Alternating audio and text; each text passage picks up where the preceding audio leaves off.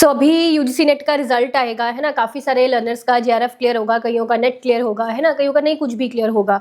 तो देखिए अब ना एक लर्नर्स का एक क्वेश्चन रहता है कि जेआरएफ क्लियर हो गया है, आगे क्या क्या जॉब अपॉर्चुनिटीज़ हैं, ओनली नेट क्लियर हुआ है, आगे क्या क्या हमारे लिए अपॉर्चुनिटीज़ है। जिनका नहीं कुछ भी क्लियर हुआ उनके लिए मैं अलग से वीडियो बनाती हूँ कि क्या मिस्टेक्स रही हैं आपकी, है ना, या किन मिस्टेक्स के कारण हो सकता है आपका नहीं क्लियर हुआ हो। चैनल पर मौजूद है, वो वीडियो देख सकते हैं आप। देखिए ध्यान से समझिए इस बात को। अगर आपका जेआरएफ क्लियर होता है तो जेआरएफ क्लियर होने के बाद आपके पास एक सबसे अच्छी अपॉर्चुनिटी जो है ना, आराम से अपना पीएचडी करिए, ठीक है। आपको 5 साल जो अपनी फेलोशिप है वो मिलेगी और अपना फेलोशिप के थ्रू पीएचडी करिए, ठीक है। पहले आपको 2 साल जेआरएफ मिलेगी, फिर उसके बाद 3 साल एसआरएफ मिलेगी। तो यहाँ पर आपको जेआरएफ जैसे ही क्लियर होता है ना, जैसे ही आपको पता चला मेरा जेआरएफ क्लियर हो गया, फटाफट से आप देखिए किन यूनिवर्सिटीज़ में पीएचडी के नोटिफिकेशन निकले हुए हैं। अपने यूनिवर्सिटीज़ की लिस्ट या माइंड में तो आपने पहले ही सेट करके थोड़ा सा रखा होगा कि मैं किन यूनिवर्सिटी से पीएचडी करूं, है ना, या कौन सी प्रायोरिटी लिस्ट में है।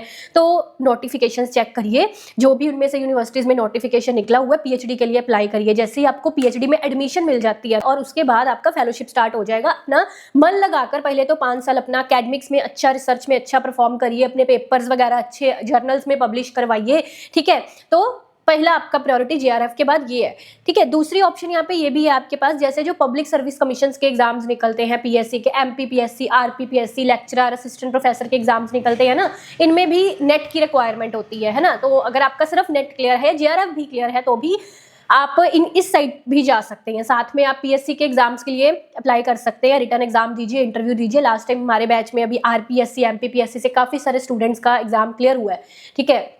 एमपीपीएससी वाले तो अभी गवर्नमेंट पोस्ट में भी लगे हुए हैं, इकोनॉमिक्स वाले। तो ये दूसरा आपके लिए अच्छा ऑप्शन है एक।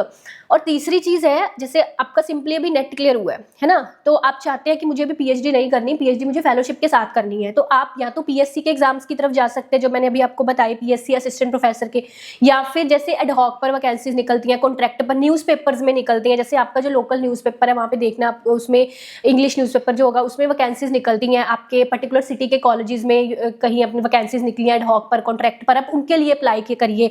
या यूनिवर्सिटीज कॉलेजेस की वेबसाइट पर भी एडहॉक पर, कॉन्ट्रैक्ट पर वैकेंसीज निकलती हैं, उनके लिए अप्लाई करिए। और साथ साथ में जॉब के दौरान आप अपने जेआरएफ की तैयारी कर सकते हैं। मतलब कहने का ये है कि ये नहीं है कि जेआरएफ हो गया, नेट क्लियर हो गया तो बस अब खत्म काम, है ना। मतलब उसके बाद भी थोड़ा सा स्ट्रगल रहता है। देखिए, एक अच्छी जॉब चाहते हैं तो स्ट्रगल तो रहेगा। कंफर्ट जोन में तो वैसे भी बंदे को कभी नहीं जाना चाहिए। तो अपना स्ट्रगल करके अपने ड्रीम एग्जाम्स को क्रैक करिए और उसके बाद अपना ड्रीम पोस्ट जो है उसको हासिल करिए। Best of luck, thank you.